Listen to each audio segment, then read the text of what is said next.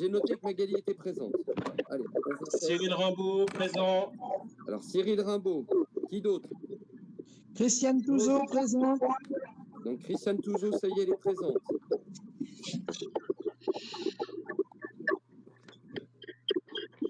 Allez. Anne Saint-Julien, présente. Oui, mais ça, c'est bon, je t'ai déjà noté, je t'ai déjà appelé, Anne.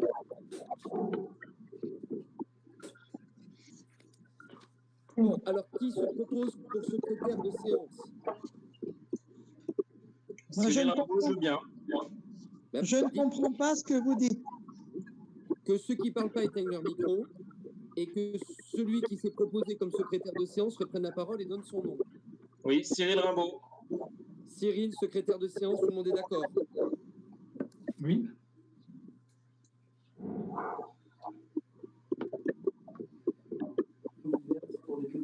Alors, les premiers points sont l'objet de donner acte par le Conseil communautaire sur les décisions prises, soit par le président. Claude, on t'entend très mal.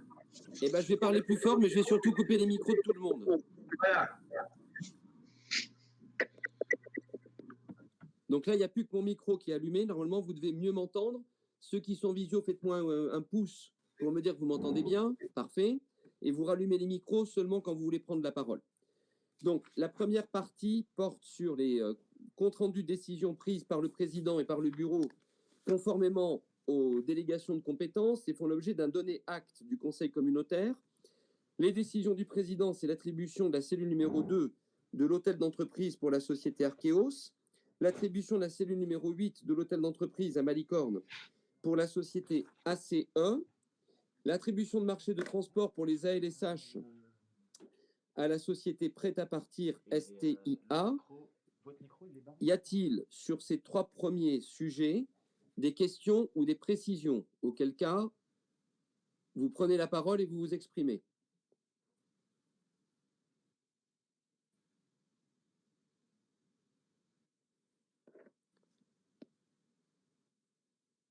Je ne vois pas de demande de parole.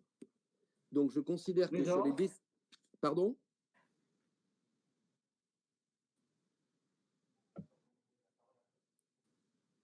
Personne ne demande la parole? En allumant son micro, bien sûr.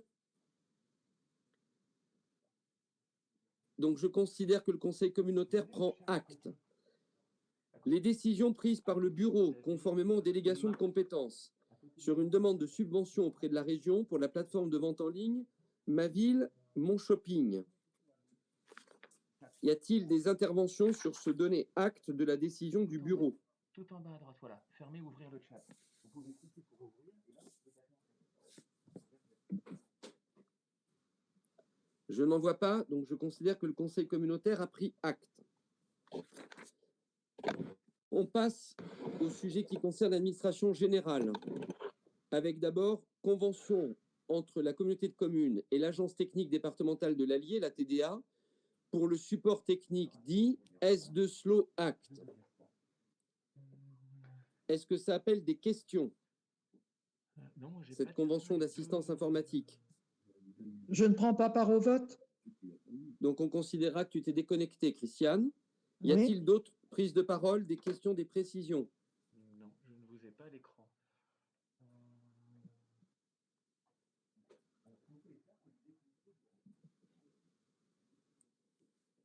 Personne ne demande la parole?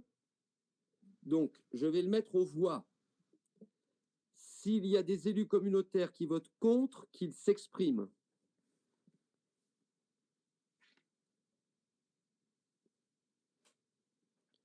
S'il y a des élus communautaires qui s'abstiennent, qu'ils s'expriment.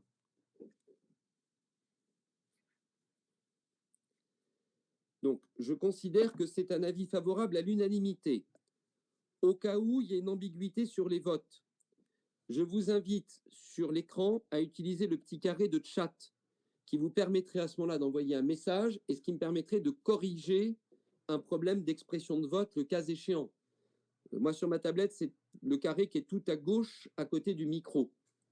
Mais si vous avez un problème, ou sinon vous m'envoyez un SMS, je redonne mon numéro de portable à tout le monde le cas échéant, c'est 06 07 35 33 52. 06 07 35, 33, 52. C'est-à-dire qu'en cas de problème sur une expression de vote, vous m'envoyez un message par SMS ou vous envoyez un message par le chat de la visio et je ferai évidemment ajuster le résultat du vote. Mais sur cette convention, Madame Touzeau n'ayant pas pris part au vote, c'est un avis favorable à l'unanimité du Conseil communautaire. On continue et on passe au point suivant. Désignation d'un élu correspondant sécurité routière. Alors, je crois que c'est Jocelyne qui avait fait acte de candidature, Jocelyne Bisbar. Y a-t-il d'autres candidats pour être l'élu communautaire correspondant sécurité routière? Et le cas échéant, exprimez-vous.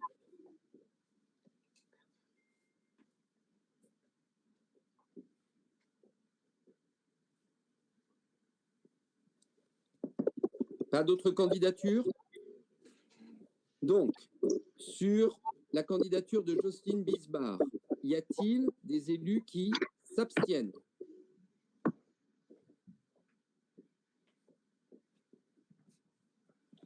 Des élus qui votent contre?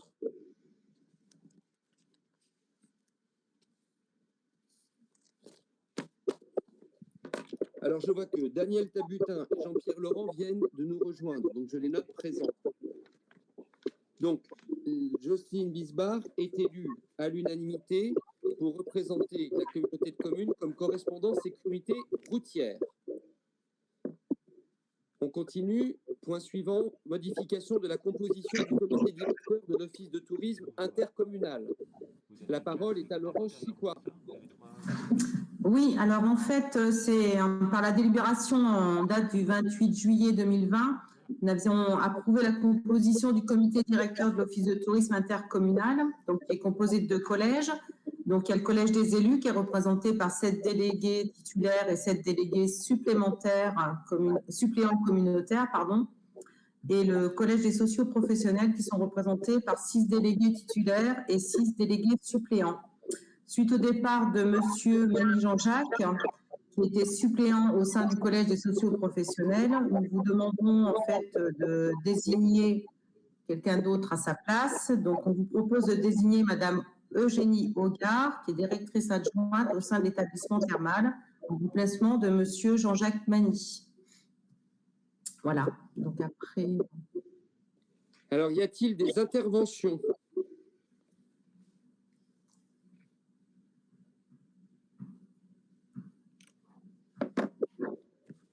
Pas d'intervention? Y a-t-il des élus qui s'opposent à ce changement de composition du comité directeur de l'OT intercommunal?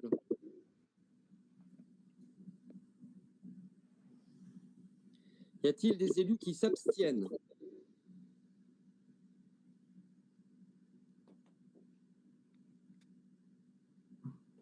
C'est donc une décision adoptée à l'unanimité. Je vous en remercie.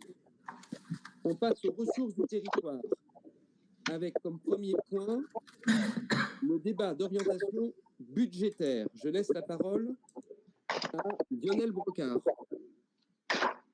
Oui, bonsoir à tous. Vous m'entendez? Oui, c'est bon, Claude, tu m'entends? Je pense que tout le monde t'entend, Lionel. D'accord. Bon, je vais évidemment pas lire tout le débat d'orientation budgétaire, pardon. Vous avez eu le loisir, si on peut parler de loisir, de le parcourir, j'imagine, à tête reposée.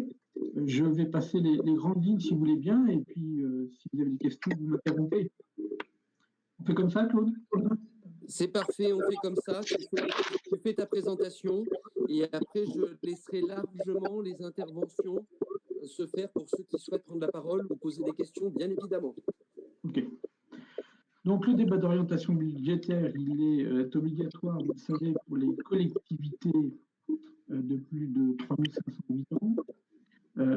Donc, c'est un débat qui doit avoir lieu. Donc, c'est une formalité qui est, je vous l'ai dit, obligatoire et puis qui nous amène à préparer le budget que nous aurons à voter dans les semaines à venir.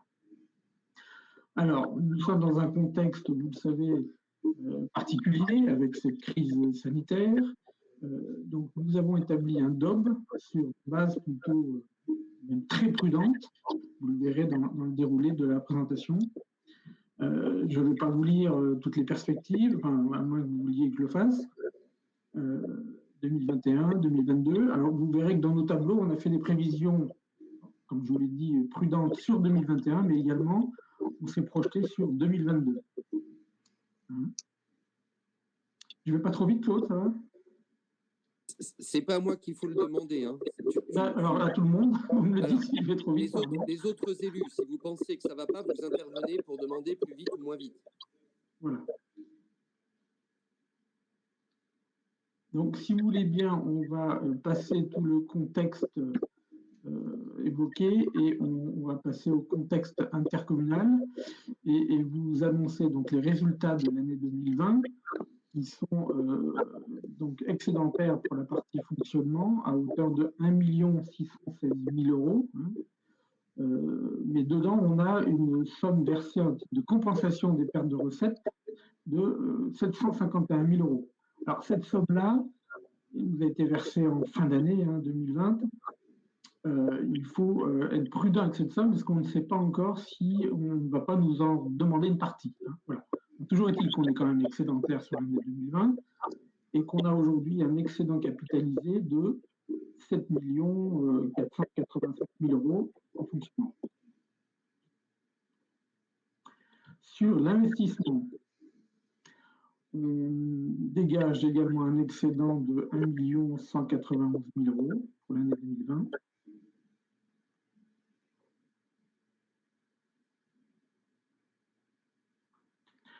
Ensuite, je vous parle de la CET unifiée. On a donc sur le petit tableau sous le graphique de l'évolution de la CET, on a posé des prévisions. Vous avez donc la CFE et enfin, les contributions économiques de 2019 et 2020. Donc, par exemple, pour la CFE, 3 423 000, 2020, 3 527 000. Donc, la CFE, on sait qu'elle sera quasiment maintenue, donc on l'a laissée à 3 500 000 pour les 2 années à venir. Par contre, la CVAE, compte tenu de cette crise sanitaire, on est parti sur des prévisions plutôt basses en 2021 à hauteur de 1 million. Pour 2021 et 2022, 750 000. Voilà. Et pour les autres contributions économiques, on est resté plutôt constant.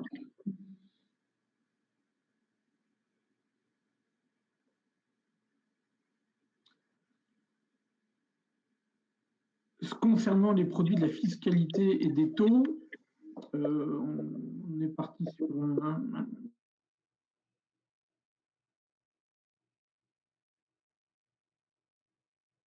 pour 2021 et 2022.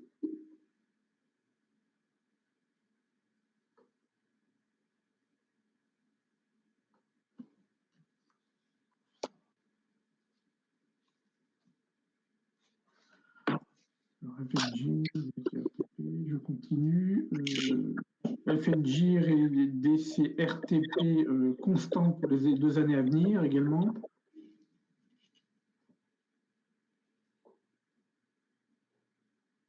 Alors, le FPIC. Le FPIC, nous sommes à la fois contributeurs et bénéficiaires, enfin, vous le voyez, et déficitaires pour 13 043 euros. Et contributeurs pour, enfin voilà, la différence entre 147 000 contributeurs et 134 000 bénéficiaires. Donc ça fait 13 000 euros de déficitaires. Concernant la DGF, donc on s'est basé sur une réfaction à hauteur de 5% pour 2021 et 2022.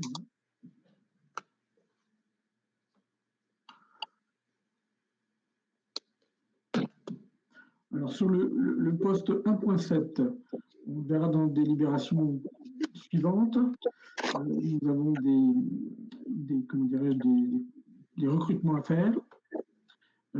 Et vous avez dans ce tableau les aides on va avoir sur ces recrutements, notamment sur le chef de projet Petite Ville de demain. Vous voyez les aides pour 2021 et 2022, la dépense prévisionnelle et la recette prévisionnelle, et également sur le poste de conseiller numérique, la même chose sur 2021 et 2022. Ensuite, sur le 1.8, nous avons listé les recettes des services, notamment du multi-accueil 3 pommes. Alors, on voit qu'en 2020, évidemment, on a eu une baisse, notamment sur le multi-accueil, sur les Galibots également. Je donne un exemple sur les Galibots. En 2019, on avait encaissé 104 000 € de recettes. En 2020, 62 000 €. Donc, sur les prévisions 2021 et 2022, notamment 2021, on est resté très prudent là également. On projeté sur les Galibots, notamment à 85 000 €. Je ne vais pas tout vous lister, mais vous voyez les prévisions de recettes de l'année à venir. N'hésitez pas à m'interrompre si vous avez des questions.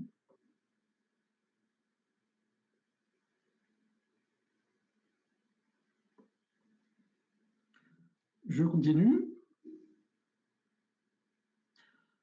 Donc, ça, on était sur le budget principal. Sur le budget annexe, des opérations assujetties à la TVA, des loyers d'entreprise. Donc, on avait eu une petite baisse en 2020, mais il y a eu, vous avez des nouveaux box prix. Donc, on maintient un loyer à hauteur de 60 000 €, identique à 2019 pour 2021, et en prévision 65 000 € sur 2022. Les portages des repas, eh bien, malgré la crise, bien au contraire, il y a eu une forte croissance en 2020, beaucoup plus de demandes. Alors, est-ce lié à la crise ou pas, ou pour partie sans doute, mais pas que. Donc, on est resté sur une prévision plutôt en hausse sur les 2 années à venir également.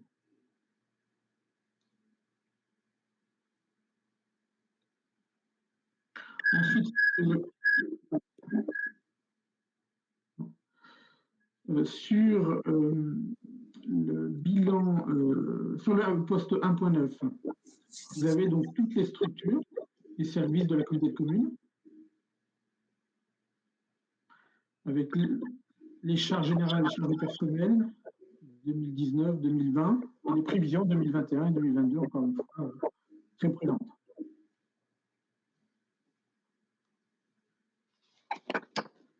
L'hôtel d'entreprise à Monitor, la maison médicale de Montmarot.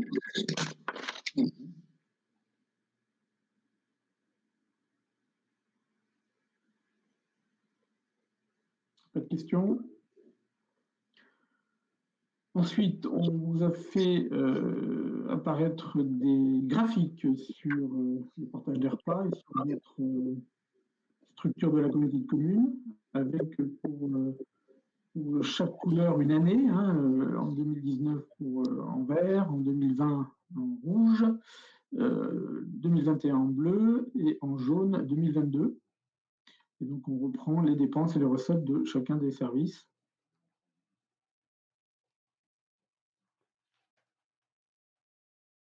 En éclatant également sur les suivants, les charges de personnel et les charges générales, pour voir les évolutions des postes.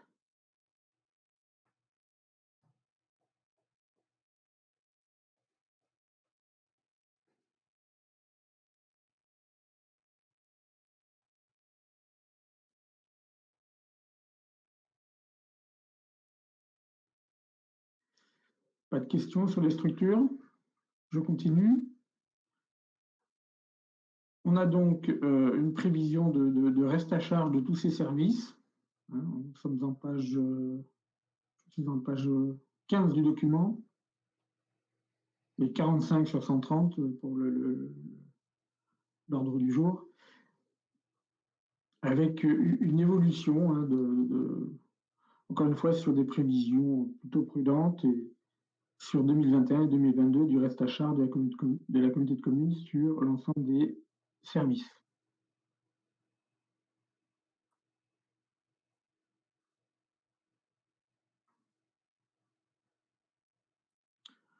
En chapitre 2, vous avez en 2.1 le tableau des effectifs. Et vous voyez apparaître donc la création. Alors, on a fait apparaître 3 postes en création de postes, pardon, puisqu'en fait, je crois que c'est pour le recrutement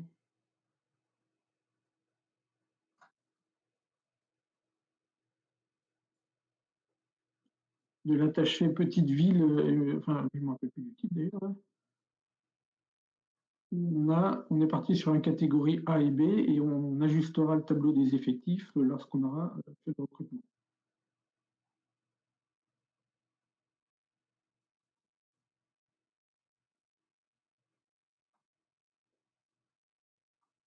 Pas de questions?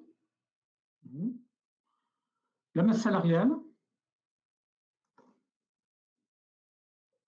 Alors, vous voyez une augmentation assez forte sur les prévisions 2021 et 2022, qui est en fait en partie liée à la création de postes, puisque dans cette masse salariale, évidemment, on n'a pas les aides en face de la création, en face des dépenses. Et puis, tout est intégré hein, dedans, les remplacements d'agents, on n'a pas les contreparties, si vous voulez, donc ça peut faire peur, mais il n'y a pas 200 000 € d'augmentation de personnel. Il ne faut pas l'interpréter comme ça. Vous avez une petite explication en dessous du tableau.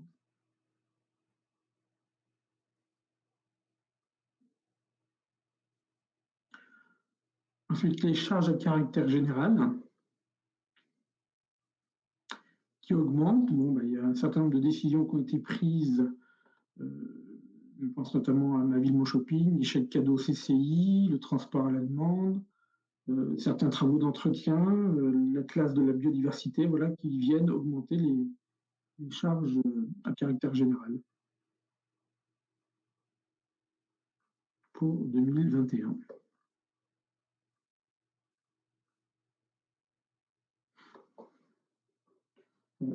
L'atténuation des charges, donc ça c'est la prise de compétences, de contingence 10 à la communauté de communes, donc ça on en a déjà parlé.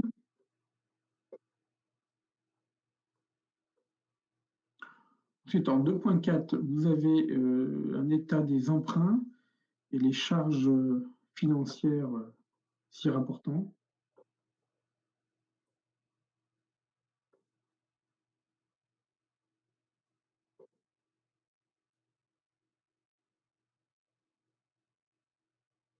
Tu m'entends, Claude? Oui. Ah ben moi, j'entends parfaitement bien. J'espère que... Ah bon, c'est que j'avais un doute, j'avais un grand silence, je croyais qu'on m'entendait plus, pardon. Parce que la plupart des élus ont coupé leur micro, ce qui est très bien, ce qui évite les larcènes. Et après, ils rallumeront leur micro pour intervenir les uns les autres. J'avais un doute parce que je me sentais tout seul. Merci de confirmer. Ensuite, 2 points. En 2.5, vous avez ici donc les principales charges de gestion courante, avec notamment l'ensemble des subventions qui sont versées à l'école de musique de Commentry, à la Pléiade, au centre social de Villefranche, la taxe des ordures ménagères, vous connaissez. Donc le contingent 10, c'est nouveau pour 2021. Voilà, vous avez l'ensemble des... Il n'y a pas d'évolution particulière, si ce n'est voilà, le contingent 10. Et le PETR, si le PETR a évolué, il y a eu une décision d'augmentation de la subvention versée par les communautés de communes, qui on est bien d'accord, Claude, hein, tu me l'as précisé, ne sera que pour le mandat.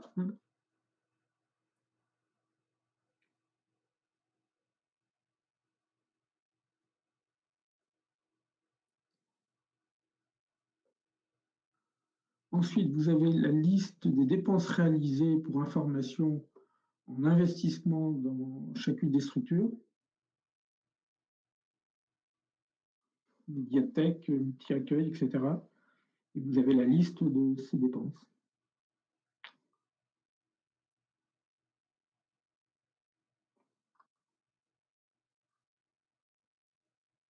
On est sur le réalisé, là, hein, on est bien d'accord. En chapitre 4, vous avez les dépenses prévisionnelles pour 2021 et 2022 en investissement.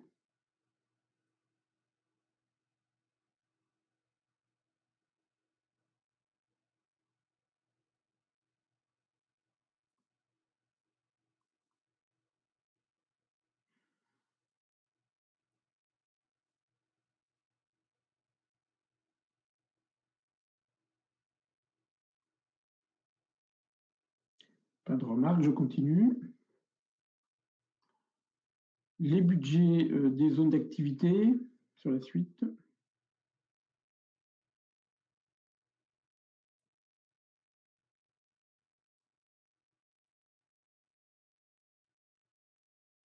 Et enfin, un tableau qui reprend la synthèse du budget général. Alors encore une fois, avec des prévisions très prudentes. Hein, il ne faut pas s'alarmer sur les résultats de l'année 2021. Prévisionnels.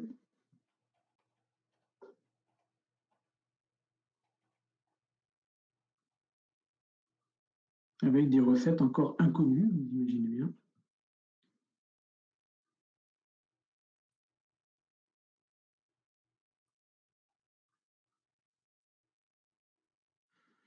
Mais écoutez, voilà pour le doc. Je ne sais pas si j'ai été clair. Bon, la plupart d'entre vous l'avaient déjà eu en explication au bureau communautaire, mais je vous écoute si vous avez des questions. C'est passé en commission. Merci Lionel, et j'en profite pour remercier aussi les services pour le travail réalisé. Oui. Donc là, on va ouvrir la partie vraiment débat d'orientation budgétaire, puisque ces documents sont le support des discussions. Qui demande la parole?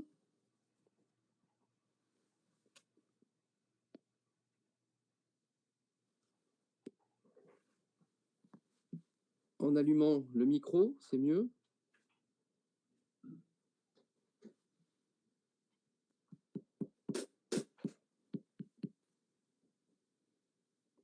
Personne ne demande la parole?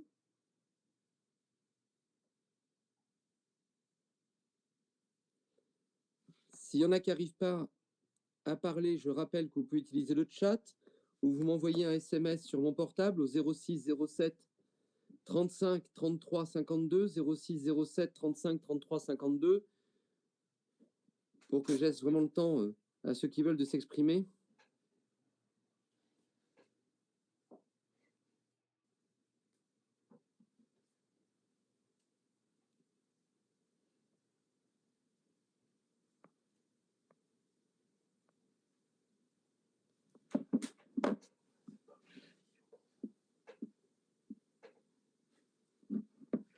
Bon, ben écoutez, s'il n'y a pas de prise de parole, je dois faire voter que vous considérez qu'il y a bien eu présentation de débat d'orientation budgétaire.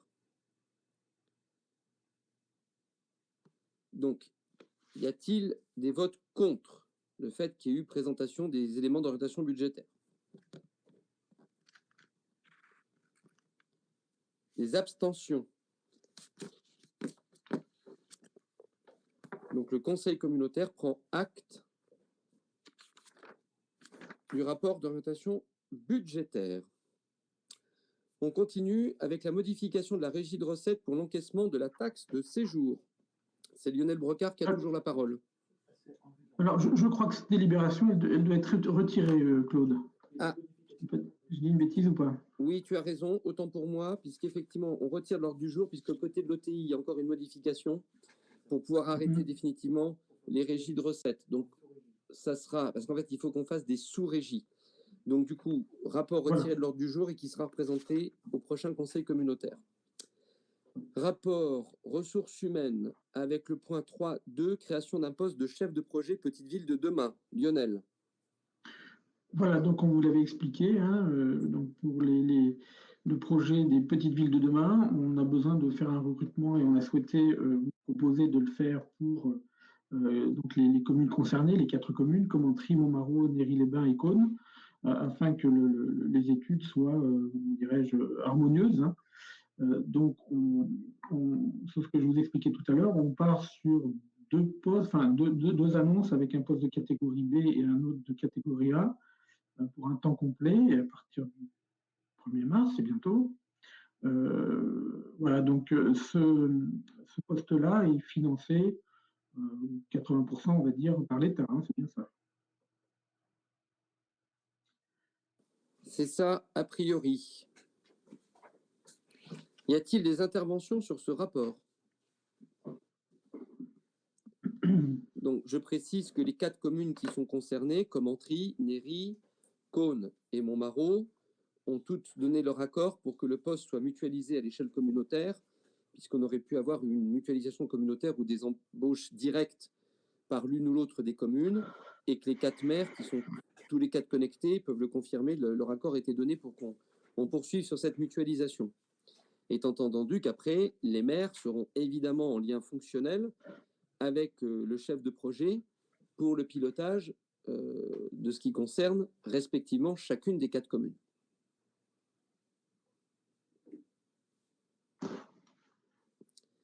Pas d'intervention? Y a-t-il des avis contraires? Des abstentions? Unanimité du Conseil communautaire. Cette fois-ci, c'est la création d'un poste de conseiller numérique qui est appelé à votre délibération. Lionel. Oui, donc ça, c'est dans le cadre du plan. Dans le cadre du plan de relance en faveur de l'inclusion numérique, donc l'État, là aussi, aide les collectivités, départements et comités de communes à recrutement d'un poste de conseiller numérique. Donc, on propose donc de faire un recrutement de cet ordre-là. Il y a une subvention, vous l'avez vu, qui à hauteur de 50 000 € qui sera versée en 3 fois sur les 2 années à venir.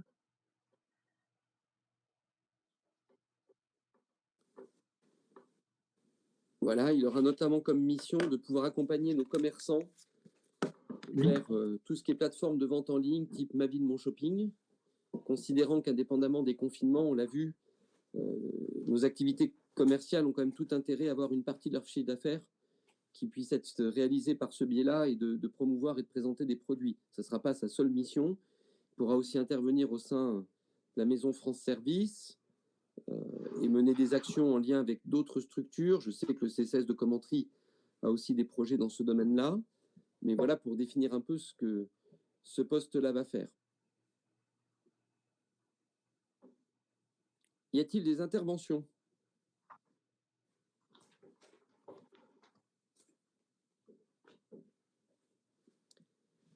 Je mets donc le rapport aux voix. Y a-t-il des avis contraires? Des abstentions? C'est donc adopté à l'unanimité. En conséquence, il faut que l'on modifie le tableau des effectifs par rapport au poste que vous venez de voter. Lionel?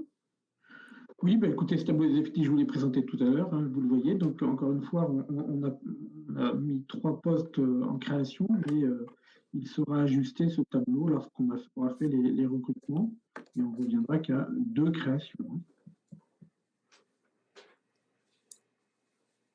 Y a-t-il des interventions?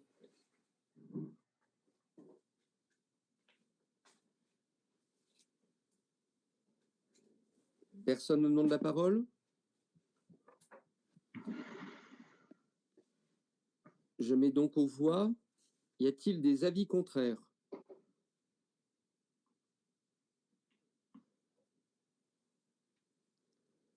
Des abstentions?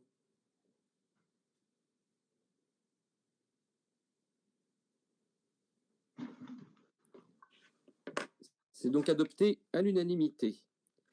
Toujours dans la gestion du personnel, une convention de mission entre le centre de gestion du Rhône et la métropole de Lyon, le centre de gestion d'Allier et la communauté de communes.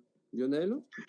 Oui, donc une convention tripartite pour remplacer la directrice de l'accueil de loisirs de Côte d'Allier, qui actuellement bénéficie d'un temps partiel thérapeutique.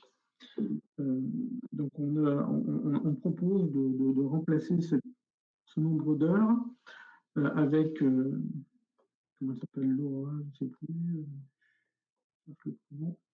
Laure Thomas Huard, pardon. Et donc, vous avez le détail de cette convention. Voilà. Donc, la durée hebdomadaire serait de 35 heures, 20h50 à la communauté de communes et pour nous et 14h50 pour le centre de gestion du Rhône et de la métropole de Lyon.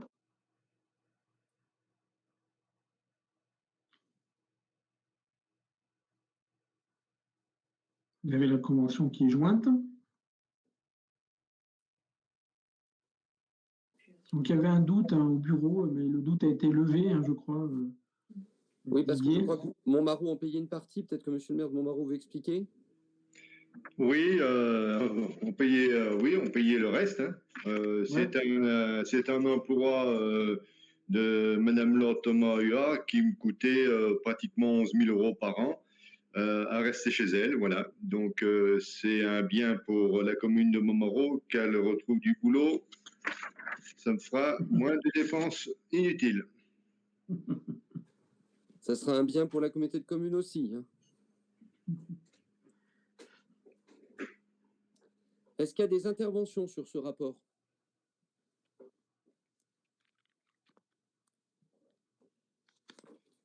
Je le mets aux voix. Y a-t-il des avis contraires?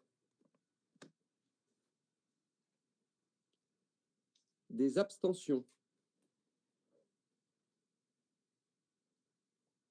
Il est adopté à l'unanimité. On passe aux travaux avec la convention financière et de délégation à maîtrise d'ouvrage pour les travaux de mise en séparatif du réseau d'assainissement rue Jean-Alexis Baillet et rue de l'Industrie. La parole est à Alain Chanier. Oui, bonjour à toutes et tous. Donc, cette convention qui sera signée entre la commune de Manicorne, la communauté de communes de Commentry, Montmarault, Néry et la SMEA a pour but donc de faire un réseau séparatif. Et nous, on est concernés par la rue de l'Industrie pour le bien-être et de l'environnement. Donc, à charge pour la communauté de communes, une somme de 115 851,20 € hors taxe, ce qui fait pour en TTC 134 960,11 TTC. Y a-t-il des interventions?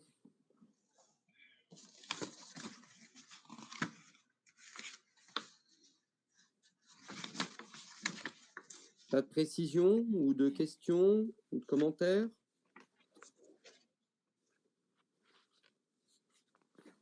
Je mets donc le rapport aux voix. Y a-t-il des votes contre?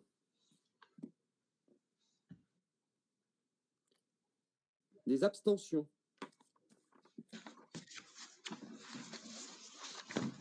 Le rapport est donc adopté à l'unanimité. Convention suivante de mise à disposition et de mise en place d'une armoire de coupure avec Enedis. Alain Chanier, à la parole. Voilà, donc c'est la mise en place d'une armoire électrique par Enedis sur une parcelle qui est située sur la RD 37, référence cadastrale ZE35, pour un besoin de 15 mètres carrés. Donc c'est pour l'implantation de cette armoire et tous les travaux annexes seront pris en charge par Enedis. Merci. Y a-t-il des interventions?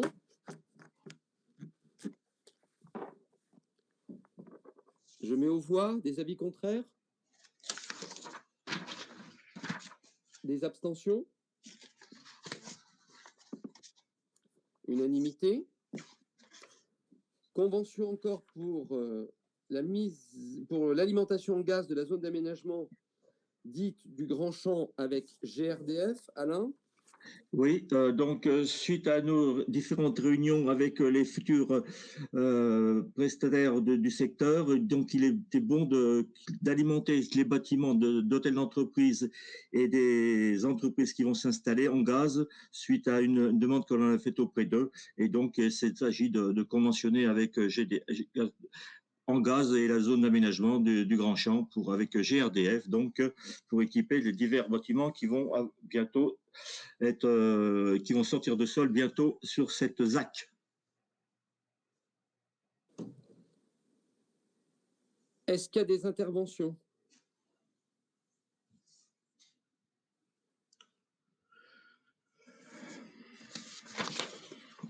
mets donc aux voix. Des avis contraires? Des abstentions?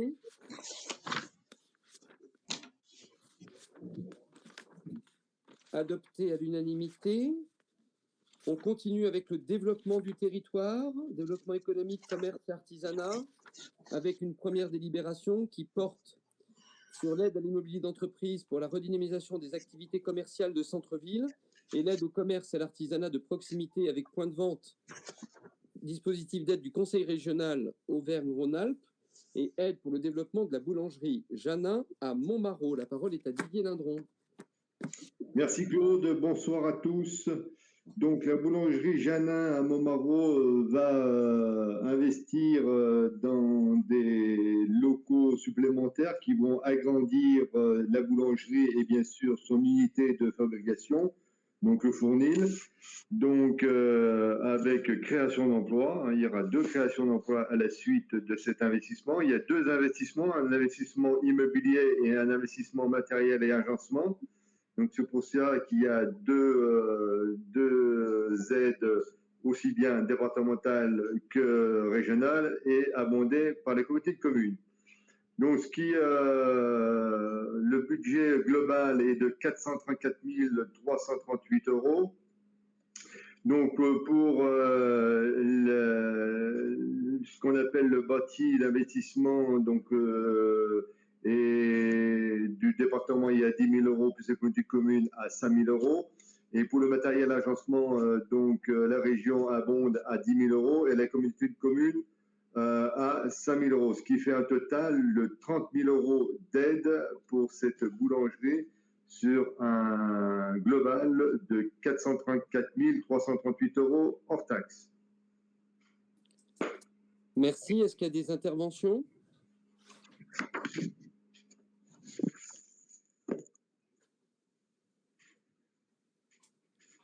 Je mets le rapport aux voix. Y a-t-il des avis contraires? Des abstentions? Unanimité.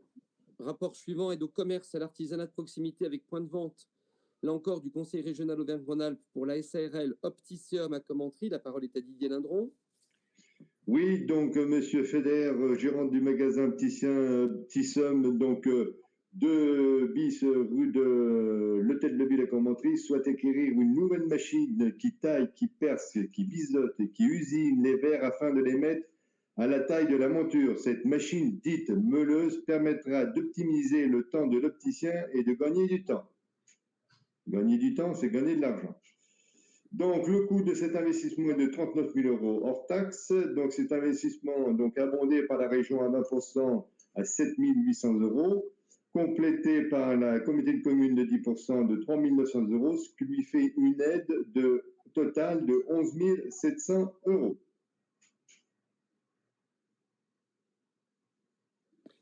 Y a-t-il des interventions sur ce projet?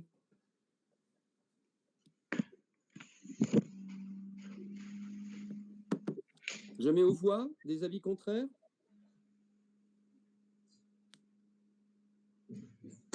Des abstentions? Unanimité. Rapport suivant, toujours dans l'aide au commerce et l'artisanat de proximité avec point de vente du Conseil régional Auvergne-Rhône-Alpes. Cette fois-ci pour l'EURL, le comptoir de Chloé à Cône-d'Allier. Didier.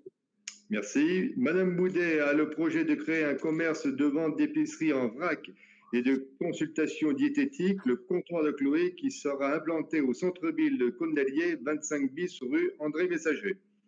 Le point de vente proposera également le complément alimentaire, des produits cosmétiques et à terme des fruits et légumes et produits frais. L'idée est de mettre en avant des valeurs de respect de l'environnement en proposant tout particulièrement des produits locaux et en utilisant un minimum d'emballage. Madame Boudet souhaite acquérir le mobilier de l'agencement de la boutique et effectuer quelques travaux d'aménagement, s'équiper d'un logiciel de caisse, d'un appendicomètre et de matériel de décoration. Le coût du projet est de 46 768 €.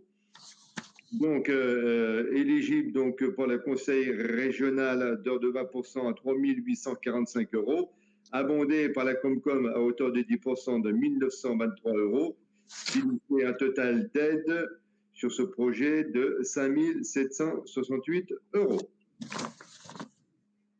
Merci. Y a-t-il des interventions?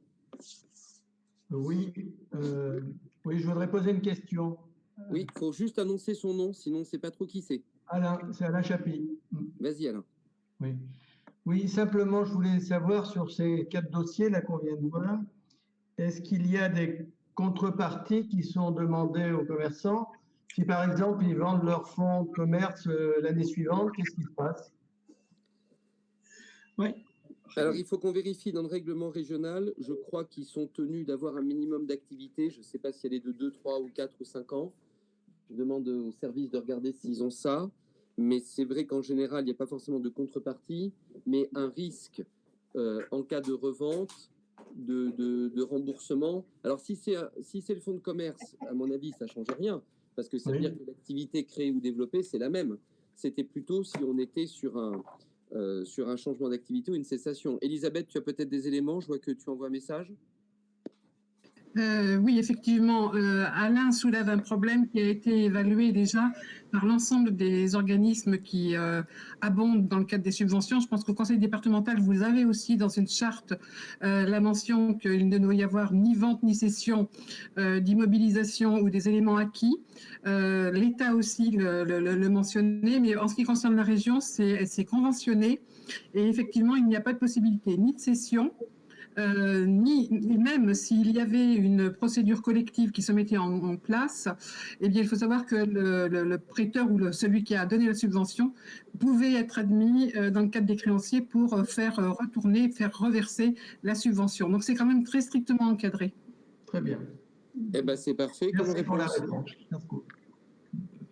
D'autres interventions?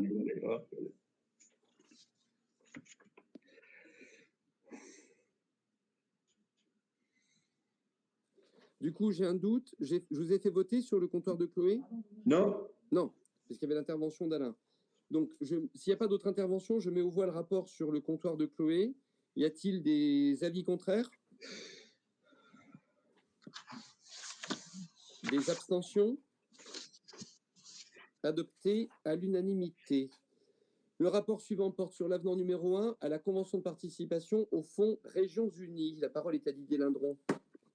Oui, donc il y avait une convention de signer avec la région et la communauté de communes vis-à-vis de la crise sanitaire du Covid-19. Hein, donc je vais écourter quand même le texte. Il y avait quelques modifications. Hein, les fonds sont prolongés jusqu'au 30 juin 2021. Les critères d'éligibilité de l'aide numéro 2 avance remboursable au profit des micro-entreprises et associations sont modifiés. Et ils permettent d'étendre ce dispositif, c'est-à-dire que le critère du nombre de salariés passe à 20 salariés inclus, voire 50 de façon exceptionnelle, et au lieu de 9 salariés de la convention initiale. Le chiffre d'affaires n'est plus limité pour pouvoir bénéficier de l'aide, et les entreprises créées avant le 29 octobre 2020 peuvent y prétendre. L'avance remboursable est portée à un maximum de 30 000 € au lieu de 20 000 sur la convention initiale. Il convient de signer l'amendement numéro 1 de la convention de la participation de Fonds de Régions Unies pour la participation de la communauté de communes suivre les nouvelles règles. L'attribution de la communauté de communes n'est pas impactée. Oui, alors je précise deux choses. Sur la dernière phrase, c'est que pour l'instant, les fonds qu'on avait abondés au dispositif n'ont pas été mobilisés à 100%. C'est la même chose à l'échelle du territoire départemental, hein, pour information. Et sur les 30 000 €, si vous connaissez des entreprises qui avaient déjà sollicité 20 000 initialement, elles peuvent aussi passer à 10 000 de plus. C'est-à-dire que même si elles ont déjà eu droit et qu'elles auront un besoin de trésorerie complémentaire, elles peuvent aller chercher jusqu'à 10 000 € au-dessus des 20 000 qu'elles avaient eues. Très bien. Y a-t-il des interventions sur ce rapport?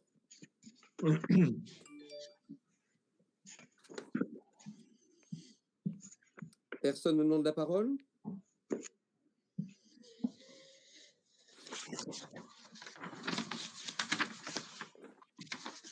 Je le mets aux voix. Y a-t-il des avis contraires? Des abstentions? Il est donc adopté à l'unanimité. Je vous en remercie.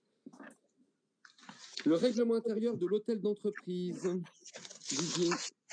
L'hôtel d'entreprise situé impasse de la rue Noire à Mélicone a été créé en 2006. Une extension A, quant à elle, a été réalisée en fin d'année 2016. Il s'agit d'un ensemble de 4 bâtiments composés de plusieurs cellules, dont 11 sont destinés à la location pour des entreprises de différents secteurs d'activité. L'hôtel d'entreprise est régi par un règlement intérieur déterminant les modalités des occupations de cette structure qu'il convient de réactualiser. Les dispositions complètent celles déjà adoptées entre Commanderie Montmorency Communauté et les occupants de l'hôtel d'entreprise par le bail ou convention d'occupation qui les lie. Le règlement s'applique à l'intégralité des occupants, qu'ils soient réguliers ou ponctuels. Il s'applique de même aux visiteurs non liés par la convention, aux occupants réguliers et ponctuels.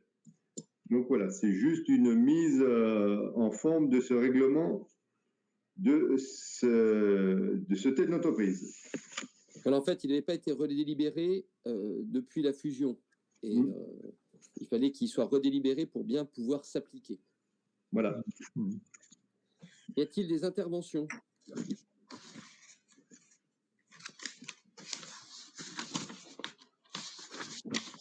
Je mets aux voix. Des avis contraires?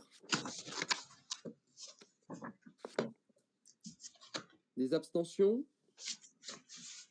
Il est donc adopté à l'unanimité. Le rapport suivant porte sur le projet d'un stand de la communauté de communes à la Foire Expo de Montluçon. Didier. La communauté de communes envisage de louer un stand à la Foire de Montluçon qui se déroulera du 2 octobre au 10 octobre donc 2021 afin d'aider les entreprises du territoire communautaire d'y participer et contribuer ainsi à la promotion de leurs activités. Le stand composera un espace dédié à la communauté de communes, bien sûr, et des services de l'Office du tourisme intercommunal, services enfants, jeunesse, etc. Et autres dédiés à des entreprises du territoire désireuses de venir exposer quelques jours sur la foire. Un roulement serait organisé entre les entreprises intéressées. Le coût de la location d'un stand de 135 mètres carrés pour la durée de la foire serait de 17 740 € TTC. Le montant de la location serait réparti entre les communautés de communes et les entreprises participantes selon les conditions qui devront y étudier. Donc, nous avons, pas plus tard que la semaine dernière, avec Laurent Chicois, rencontré le président Zila pour commencer de travailler sur le dossier. Et donc, c'est parti, on va travailler très fortement sur ce dossier pour mettre en place ce dispositif aux aides aux entreprises pour participer à cette Foire Expo. Merci Didier. Donc là, on vous propose de prendre une position de principe. Voilà. Les modalités, vous allez les retravailler. Nous voter le budget pour qu'on puisse avancer. Voilà. Les modalités, vous allez les retravailler évidemment en commission. Voilà. Parce qu'il y aura à un moment donné aussi une convention entre la structure organisatrice Centre Expo, la communauté de communes et les activités artisanales qui seront présentes, qu'on devra par ailleurs redélibérer pour que vous m'autorisiez à la signer. Donc là, on est sur la délibération de principe. Et puis encore, il y a encore un certain nombre de choses qui peuvent être travaillées. Par exemple, j'en ai parlé à Didier, mais ça, vous voyez sans commission. Le fait qu'on puisse peut-être essayer d'éditer d'ici la Foire Expo un annuaire qui recense l'ensemble des activités artisanales du territoire communautaire, c'est-à-dire un document papier, avec 2 clés d'entrée, une clé d'entrée par commune, pour faire exister et rendre lisibles les activités des artisans qui existent dans chaque commune, et une entrée thématique par corps de métier, qu'on puisse aller dire, voilà, sur le territoire communautaire, voilà la liste des plâtriers, des plombiers, des électriciens, des couvreurs, etc. Donc ça peut être un travail aussi à engager avec le pôle communication qui est piloté par l'Office de tourisme. C'est ça. C'est une piste, mais c'est la commission qui va retravailler tout ça. Là, c'est le principe. Y a-t-il des interventions ?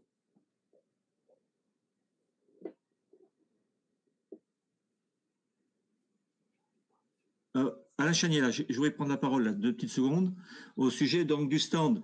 C'est très intéressant et ça m'intéresse ça m'intéresse en tant que président de l'ADEME. Simplement pour faire remarquer qu'on pourrait l'ADEME l'associer à cette structure, enfin pendant la foire exposition, faire connaître effectivement les services qu'elle peut donner à chaque particulier, commune, etc. On en a grand besoin pour se faire connaître pour notre fonctionnement. Voilà. Okay. Merci Alain. Alors je rappelle que dans le principe là, il y aura un espace aussi où la communauté de communes comme institution est présente. Ouais. Et l'office de tourisme aussi sur ce stand. Hein. D'accord. Le but, vous l'avez compris, c'est de regrouper sur un seul lieu identifiable, dans un seul hall, tout ce qui est territorial. Donc évidemment que l'ADEME pourra avoir une part de présence ou de représentation, peut-être davantage sur la partie institutionnelle. Oui, tout à fait. Ça c'est à travailler en commission. Oui. Je suis d'accord, pas de souci. Elisabeth demande la parole.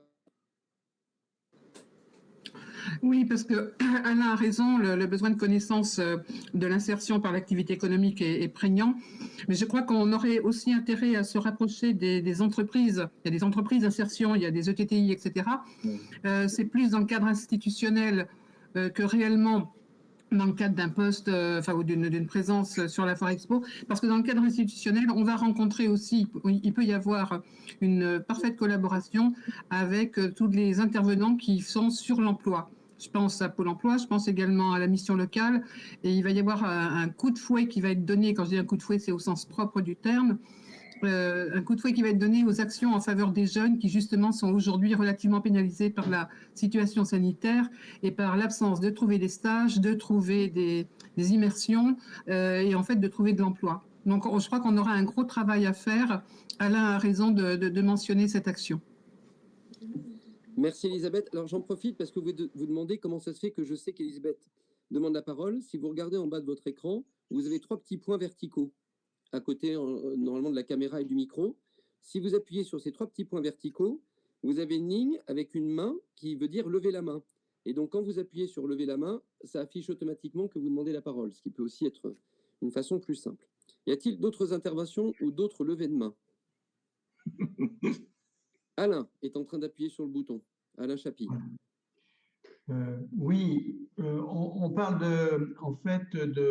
d'information, de services, de social aussi dans ce domaine, mais ne serait-ce pas bien aussi de proposer ce stand à des artisans, des sociétés de notre territoire qui auraient une nouveauté à proposer, à mettre en avant, quelque chose qui serait nouveau, ça serait pas mal.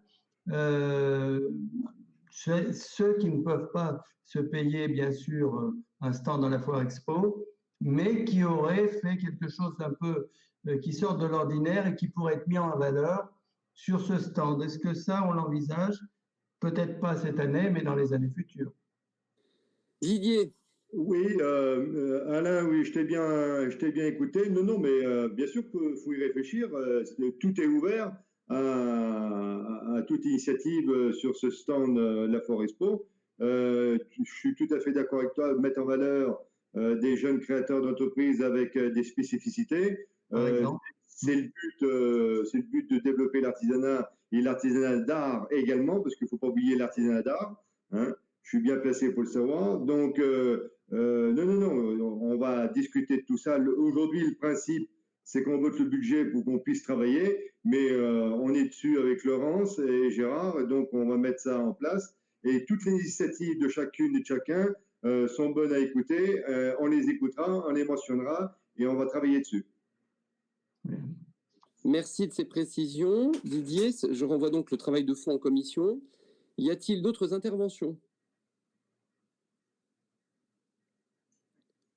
Je mets donc ce rapport aux voix. Y a-t-il des avis contraires? Des abstentions?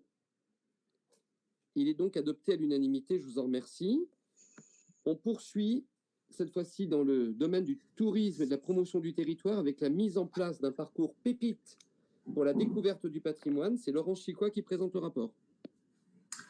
Oui, alors donc on avait déjà discuté sur cette proposition de jeu pépite. Donc là, nous vous proposons la délibération parce que nous avons bien avancé. Donc, pour rappel, donc ce jeu pépite, c'est un dispositif pour faire connaître, découvrir et apprécier les différents patrimoines du département, matériel et immatériel, de transmettre une culture et une connaissance du territoire, pratiquer les patrimoines bourbonnais afin de susciter une prise de conscience identitaire sur ceux qui nous entourent et utiliser les outils technologiques, donc style smartphone, GPS, pour solliciter l'intérêt des plus jeunes. Donc, considérant que cette application recense à ce jour 32 parcours, donc nous allons être le 33e si tout va bien. Donc, ce jeu pépite, le parcours a été choisi, donc ça sera sur la commune de Cône-d'Allier. Et aujourd'hui, donc nous allons vous proposer donc cette délibération ainsi que 3 conventions.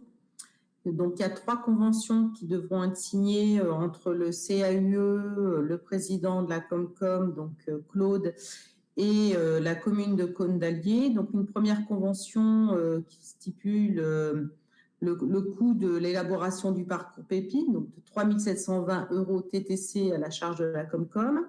Une deuxième convention matérielle qui sera signée avec donc, la commune de Cône, comme je l'ai dit tout à l'heure, pour tout ce qui est matériel, donc qui sera à la hauteur de 700 € sur le parcours, et une convention maintenance entre la commune de Cône, où va se situer bien sûr le parcours, et pour avoir un référent sur le parcours en cas de souci et avoir au moins un interlocuteur. Voilà. Donc ces conventions devront être signées dès que la délibération sera prise. Est-ce qu'il y a des questions? Je peux répondre si vous souhaitez. Oui. Merci Laurence. Qui souhaite intervenir? Donc pour rappel, il y aura un parcours par an qui sera élaboré.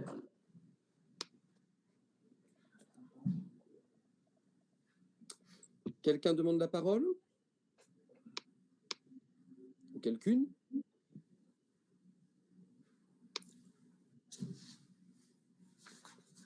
Je mets le rapport aux voix. Y a-t-il des avis contraires? Des abstentions? Il est donc adopté à l'unanimité. Thématique vitalité du territoire, enfance-jeunesse, projet RAM Attitude 03. La parole est à Bruno Deprat. Oui, bonjour à toutes et à tous. Je crois que cette délibération est reportée au prochain conseil parce qu'on n'est toujours pas dans la convention et que c'est repoussé. A priori, tous les rangs du département ne se sont pas positionnés, donc ça serait repoussé au prochain conseil communautaire. Si je ne dis pas une bêtise. Effectivement, ça évitera qu'on nous reproche d'avoir fait voter le rapport sans que la convention soit annexée et en parfaite connaissance des élus. Donc, voilà. Je la retire de l'ordre du jour. Et on passe à la convention de mise à disposition de matériel entre le collège de Cône-d'Allier et l'accueil de loisirs sans hébergement de Cône-d'Allier. C'est toujours Bruno qui présente. Oui, donc c'est simplement donc, une convention entre la Comcom et puis le collège qui sera représenté par le chef d'établissement Jean-Claude Gribier. C'est pour mettre à disposition donc, tout le matériel pédagogique que possède le collège pour les jeunes de l'accueil de loisirs sans hébergement de Cône-d'Allier afin qu'ils puissent en profiter. Donc vous avez à côté toute la convention avec les différents matériels mis à disposition. Donc, ne me demandez pas le détail de certaines choses parce que je ne sais pas à quoi ça correspond. Mais voilà, il est très complet et on peut remercier le collège donc, de nous mettre à disposition tout ce matériel pour les jeunes. Merci Bruno. Y a-t-il des interventions?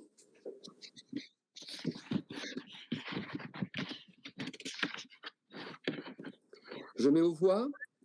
Des avis contraires? Des abstentions? Le rapport est donc adopté à l'unanimité. On passe au numérique avec l'engagement de l'action de développement numérique sur le territoire Wifalier auprès du département de l'Allier.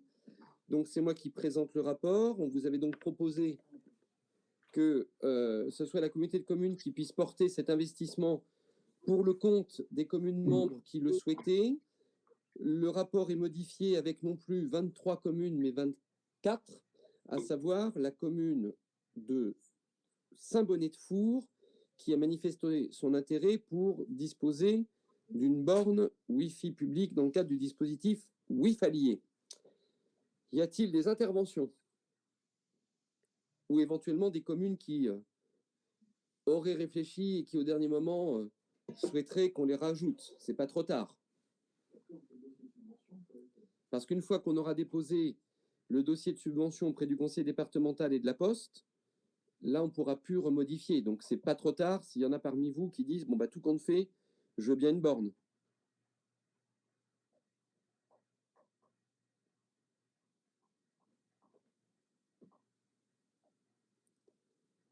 Donc, ce qui veut dire que le tableau de financement que vous avez va être ajusté avec une borne de plus.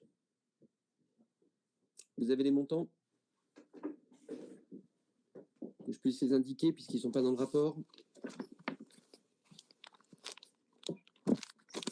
On est en train de les chercher. Pendant ce temps-là, est-ce qu'il y a des interventions?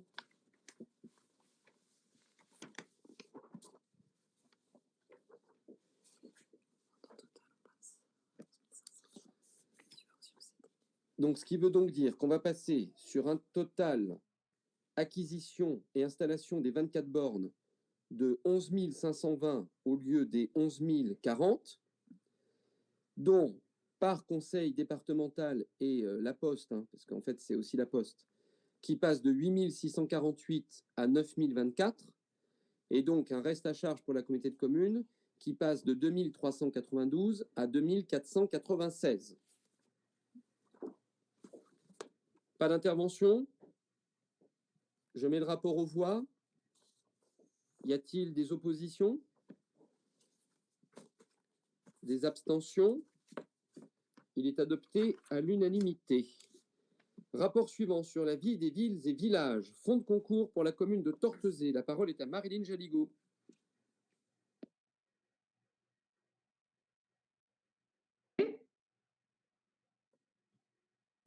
C'est bon? Vous m'écoutez? Vas-y Marilyn, c'est bon, on t'entend. C'est bon? Bon, bonjour à tous, toutes. Donc, la commune de Tortezé émet une demande de fonds de concours pour la restauration de son Christ en bois, notifié du 9 novembre 2020. Elle s'appuyait sur un devis initial datant de 2017 et le devis a été réactualisé. Donc, on doit revoir le fonds de concours. Donc, la commune, 830 € et le fonds de concours, 830 €, pour un total de 1 660 €. Merci Marilyn. J'en profite pour vous rappeler que peut-être vous avez d'ores et déjà reçu un mail des services qui vous demandent par rapport à toutes les subventions et fonds de concours que vous aviez sollicités ou obtenus, sinon le mail va arriver auprès de la Comcom, de pouvoir nous préciser autant que faire se peut les... Alors le mail n'est pas arrivé? Donc le mail il va vous arriver. Donc c'est un mail par lequel on vous demandera, quand vous avez d'ores et déjà reçu l'avis d'un fonds de concours, de nous préciser quel serait, selon vous, le calendrier de réalisation et surtout de mobilisation de la subvention. Parce que là, on a un peu moins de 200 000 € de coûts partis, c'est-à-dire d'accords qui ont déjà été donnés, mais avec des crédits de paiement qui ne tombent pas.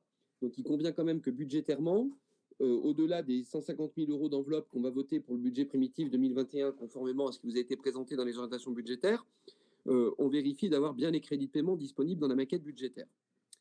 Voilà, j'en profitais pour vous le préciser. Sinon, sur ce fonds de concours, y a-t-il des interventions?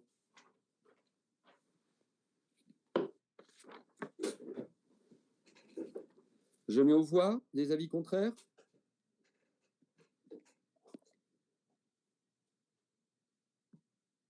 Des abstentions? Adopté à l'unanimité.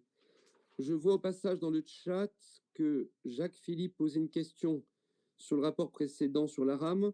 Est-ce qu'il y a des aides pour la création d'une MAM au niveau de la Comcom? Là, je peux répondre non. Les MAM, il y a un dispositif de subvention au niveau du conseil départemental sur les équipements, mais il n'y a pas de dispositif communautaire pour accompagner les MAM.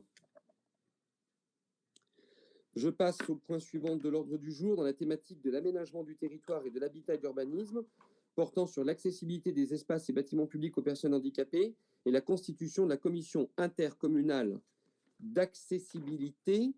La parole est à Christiane Touzeau. Oui, bonjour à tous, bonjour. On a une obligation, c'est la création d'une commission intercommunale d'accessibilité parce que notre PCI compte plus de 5000 habitants. Donc, je vous soumets la liste de tous les candidats. Vous les avez, les représentants élus, ceux qui représentent le monde associatif et les personnes handicapées. Je vous rappelle que cette constitution de commission d'accessibilité était obligatoire. Voilà. Très bien. La liste a été établie normalement sur les propositions des différentes communes.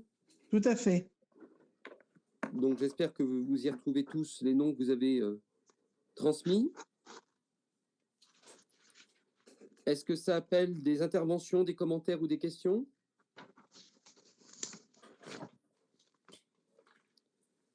Donc, à partir de là, je mets aux voix la composition de cette commission. Y a-t-il des avis contraires? Des abstentions? C'est adopté à l'unanimité. Point suivant, la convention de partenariat avec la DIL. C'est toujours Christiane qui a la parole. Oui, c'est un simple renouvellement de la convention qui nous lie à la DIL. Je vous propose de la continuer telle qu'elle était, c'est-à-dire sans permanence sur le territoire, pour un montant de 1 293 € au titre de la compétence générale et 1 500 au titre de la compétence observatoire. Est-ce que ce rapport appelle des interventions?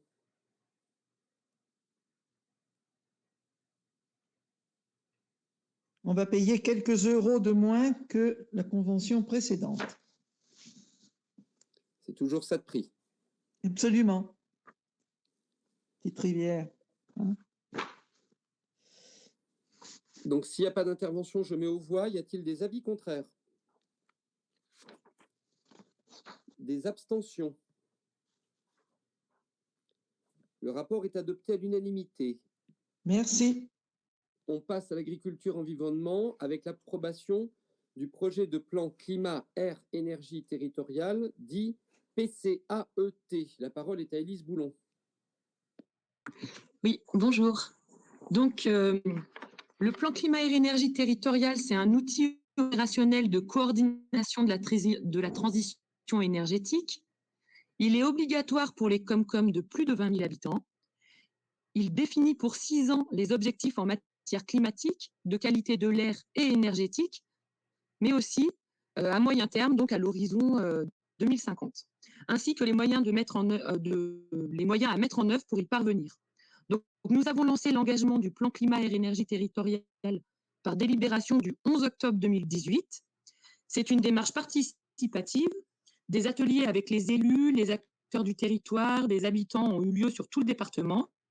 Et la particularité pour le département de l'Allier est que le syndicat départemental de l'énergie a accompagné toutes les communautés communes, même les non obligées. Donc cette démarche, elle a été présentée en commission générale du 12 janvier.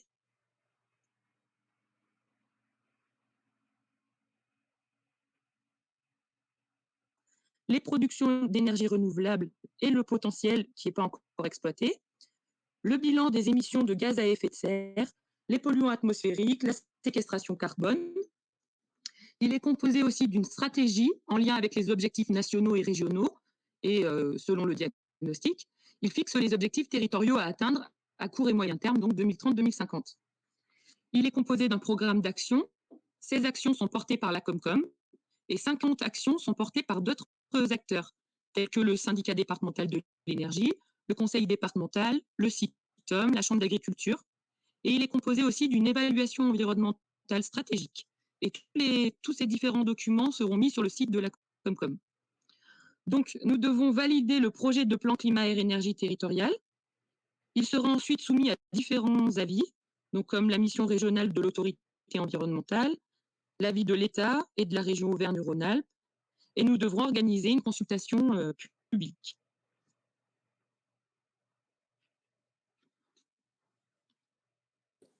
C'est un gros travail de fond. C'est un gros travail de fond qui a été réalisé. Je remercie Élise, les membres de la commission, déjà lors du précédent mandat, on a une commission générale exprès sur ce sujet. Y a-t-il des interventions?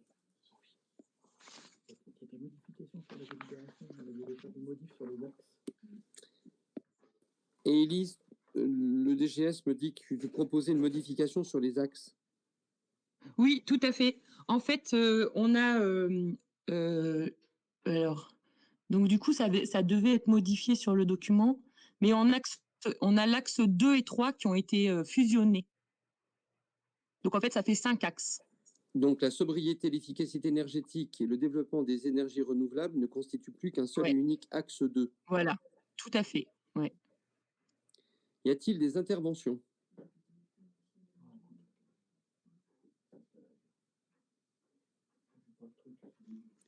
Personne ne demande la parole?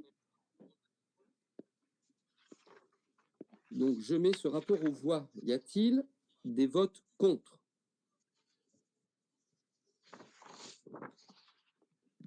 Des abstentions?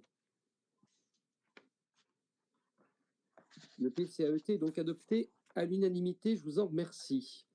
On passe au contrat territorial Œil-au-Mans pour la validation de la stratégie et de la feuille de route. C'est toujours Élise Boulon qui a la parole. Donc, avec la prise de compétence GEMAPI, gestion des milieux aquatiques et prévention des inondations, qui a été transférée de droit aux EPCI au 1er janvier 2018, la Comcom avait approuvé l'élaboration d'un contrat territorial sur le bassin versant Œil-au-Mans.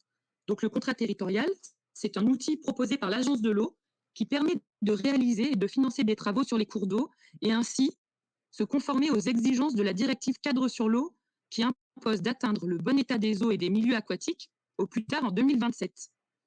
Donc, nous avons été présélectionnés par l'Agence de l'eau en mars 2018 et à partir de cette date, nous avions 3 ans pour construire ce contrat. Une animatrice a été embauchée et nous sommes 4 communautés de communes partenaires, donc maîtres d'ouvrage.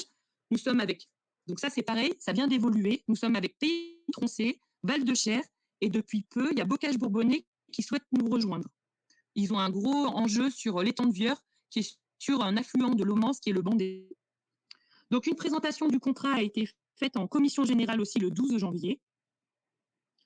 Il faut dire aussi qu'une étude avait déjà été réalisée en 2011 et elle a été réactualisée par l'animatrice qui a parcouru les cours d'eau principaux, donc l'Œil et l'Aumance.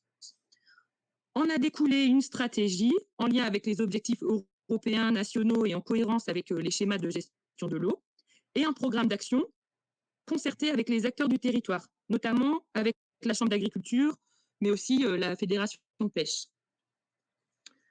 Donc, c'est une démarche qui a un territoire conféré 194 736 €.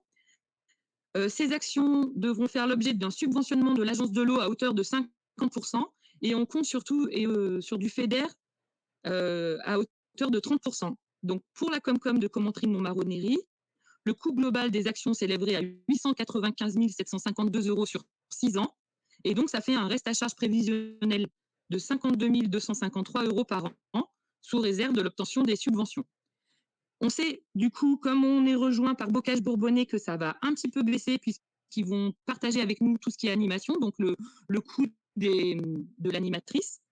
Et donc là, ce qu'il faut faire, c'est valider la stratégie et la feuille de route qui avait été présentée à la commission générale pour signer avec l'Agence de l'eau le contrat territorial.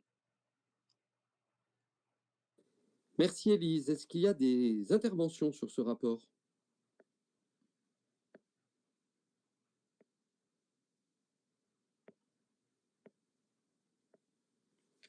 Personne ne demande la parole. Je le mets donc aux voix, en ajoutant donc la Comcom de Bocage. Y a-t-il des avis contraires? Oui. Alors oui, quoi? Oui, il faut rajouter la Comcom de Bocage, pardon. Oui, d'accord, ok. Alors je reprends la procédure de vote. Y a-t-il des avis contraires, des votes contre? Y a-t-il des abstentions? C'est donc adopté à l'unanimité. Je vous en remercie. Convention avec la SAFER pour les baux d'occupation précaires. La parole est à Olivier Labouesse. Bonjour à toutes et à tous. Vous m'écoutez? Vous m'écoutez, Claude?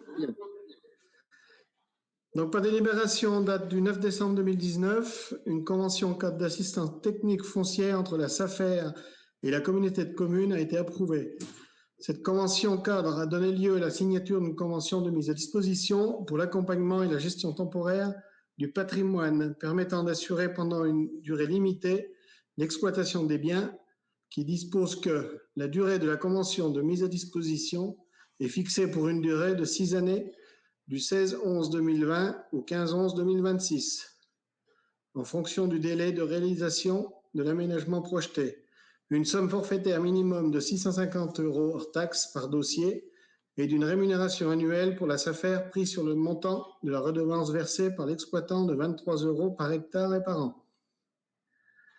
Considérant que la communauté de communes prendra en charge le montant de 23 € par hectare et par an, considérant que le total de la surface des biens identifiés dans le relevé parcellaire diminué, le montant de la redevance annuelle s'élève à 6 750 au lieu de 9 675. Donc voilà, la SAFER on avait fait une première convention, mais la SAFER avait rajouté les 23 € en plus du montant que les agriculteurs payaient déjà, alors qu'on avait bien convenu de les intégrer au montant qu'ils payaient l'année précédente. Il y avait eu une incompréhension. Et en plus, ils voulaient mettre, voilà, en plus, ils voulaient mettre une caution égale au montant du fermage d'1 an, cette caution, et sans faire d'état des lieux en plus. Donc, on a fait supprimer tout ça. Voilà, si vous avez des questions supplémentaires. C'est le moment, allez-y.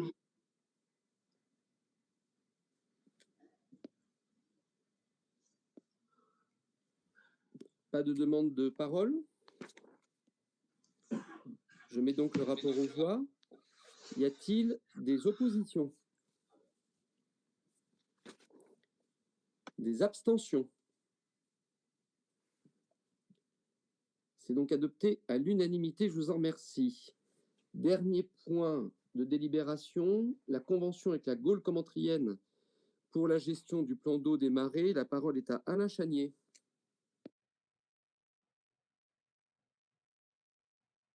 Alain qui n'a pas allumé son micro. Donc Alain, allume ton micro s'il te plaît. Ouais, tu m'écoutais.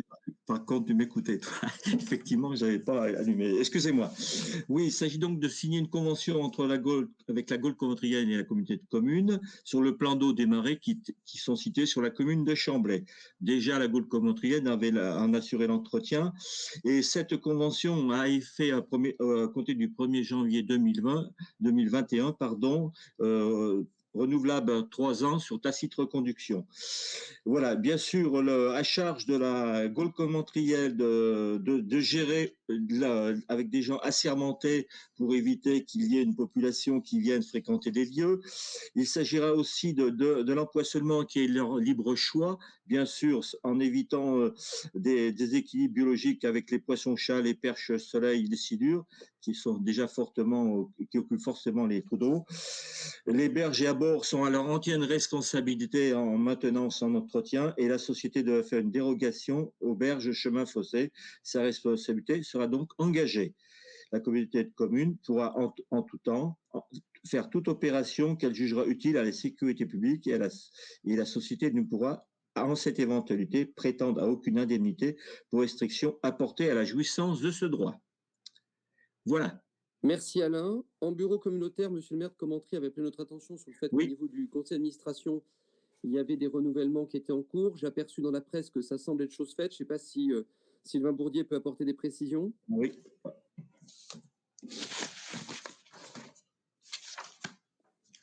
Sylvain Bourdier, s'il nous entend et qui peut prendre la parole.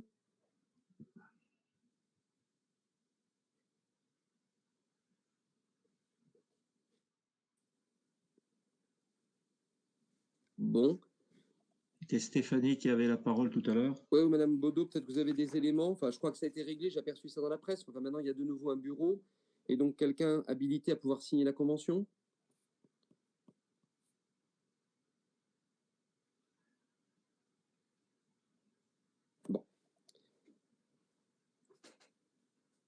Ok. Bon, en tout cas, je vais la mettre aux voix, D'accord. sauf s'il y a d'autres interventions. Y a-t-il des avis contraires? Des abstentions? C'est donc adopté à l'unanimité. Je vous en remercie. Alors, selon le contexte sanitaire, parce que quand on a pris la décision de faire cette vidéoconférence, on était quasiment convaincu qu'au-delà du couvre-feu, on avait un risque fort d'être en confinement. Je ne sais pas ce qu'il en sera pour le prochain conseil communautaire dont la date vous a été communiquée, c'est-à-dire le 7 avril, qui sera le conseil budgétaire, vote du budget primitif. Donc, il convient quand même de décider d'un lieu pour nous accueillir, si on peut le tenir en présentiel.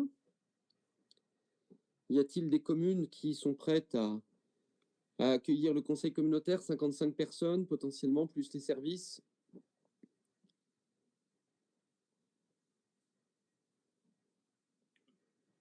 Pour ma part, Didier Lindron, pour ma part, je ne peux pas vous accueillir à l'ECC à Montmarault, étant donné que l'ECC fait office de réfectoire pour l'école Pierre et Marie Curie. On peut peut-être casser la croûte, hein. Qui pense qu'à manger? Bon, Christiane, moi, si vous n'avez pas de salle, je peux vous accueillir. Je devais vous accueillir ce soir. Donc on peut remettre au mois d'avril. Donc Doyer, salle Delta? Oui. Ça convient à tout le monde? Ou il y a d'autres propositions?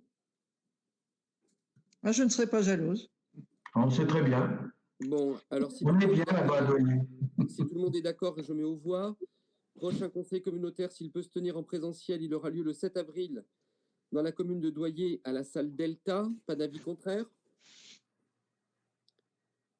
Pas d'abstention, unanimité. Questions diverses. Première communication, elle porte sur la signature des procès-verbaux des conseils communautaires du mois de décembre 2020 et du conseil communautaire en audioconférence du mois de janvier. C'était sur la position de la Comcom sur le projet éolien Bransin-Lafline. Il convient que vous signiez ces procès-verbaux. Donc, ce qu'on vous propose, c'est que vous puissiez les signer jusqu'au 1er mars à Commentry, au siège de la Comcom. C'est ouvert de 8h30 à 17h sans discontinuer, donc même entre midi et 2. Et deuxième séquence de signature entre le 2 mars et le 6 mars à Montmarault, dans le bâtiment du rond-point, à côté du rond-point des Lapins, la boutique et la maison du tourisme. Et là, c'est entre le 2 et le 6, on transférera les dossiers. Pareil, entre 8h30 et 17h, c'est pas fermé entre midi et 2. Si d'aventure vous ne pouviez pas le faire, on les signerait en présentiel, mais ça serait quand même bien que ces procès-verbaux puissent être signés par les membres du conseil communautaire. Donc je le redis, on va vous envoyer un mail pour vous dire que vous pouvez signer jusqu'au 1er mars au siège de la Comcom à Commentry et à partir du 2 jusqu'au 6 à l'office de tourisme à Montmarault. Christiane, je crois que tu as une communication. Oui, merci Président. Voilà, le 1er mars, un COPIL PLUI est prévu. Il est prévu à la salle des fêtes de Doyer. Or, vous voyez que ce soir, on a fait le conseil Comcom en visio et je me pose beaucoup de questions. On ne peut pas accueillir plus de 40-45 personnes. J'ai certains maires des communes, et à juste, je les comprends, mais qui voulaient venir à plusieurs. Ça ne sera pas possible parce que si on met une personne par commune, on a déjà 33, plus les techniciens, les gens de la DDT, du SCOT, on ne peut pas accueillir plus d'une personne par commune. Si vous n'êtes pas dans cette situation, si vous n'acceptez pas cette situation, vous serez obligé de penser à une autre situation qui pourrait être la même organisation que ce soir. Et je dois dire que c'est pas tout à fait pareil quand on est en présentiel. Donc voilà. Donc très clairement, il faudrait ne venir qu'une personne. D'ailleurs, si on prend la composition du COPIL, le COPIL, c'est une personne par commune, plus la commission. Si, alors, on peut être maire et membre de la commission, voilà. Oui, Claude? Oui, donc ce qui veut donc dire que chaque commune doit renvoyer le nom de la personne qui représentera pour qu'on puisse bien organiser les choses. Absolument. Et je suis désolé, mais on est obligé de mettre qu'une seule personne. Alors, est-ce qu'il y en a qui veulent intervenir sur ce sujet-là?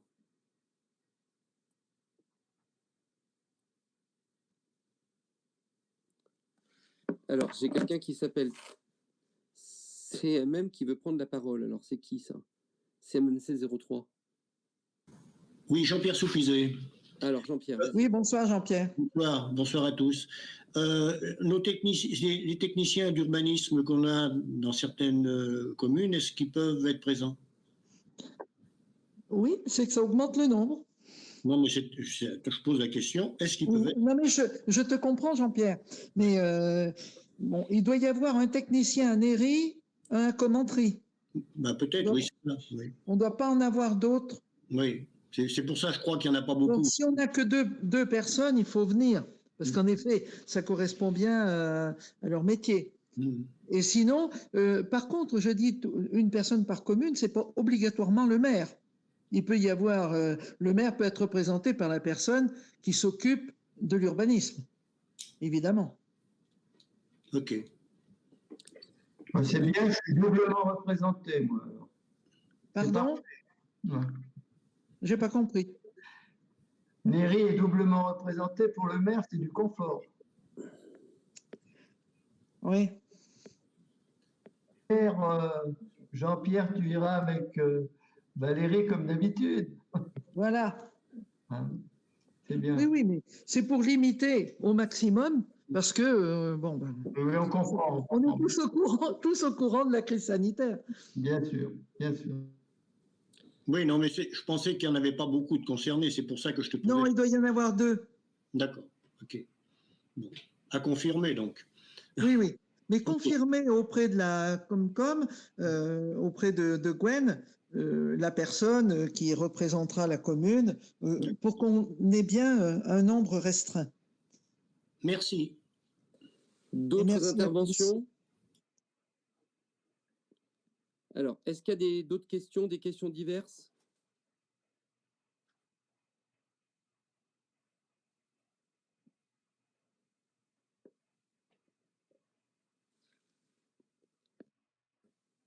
Donc, s'il n'y a pas d'autres interventions et de questions diverses, je vais clore la séance. Je rappelle que je demande aux membres du bureau communautaire, c'est-à-dire les vice-présidents, vice-présidentes et les maires de chaque commune, de rester connectés pour un point, et les conseillers délégués, pour un point de décision des fouilles archéologiques sur la maison de santé de Caunes. Les autres conseillers communautaires, si vous voulez rester connectés, vous pouvez, hein, il n'y a rien de confidentiel. Par contre, vous ne prenez pas part aux décisions. Et par contre, du coup, je demanderai à ce que la diffusion en direct soit, elle, par contre, arrêtée.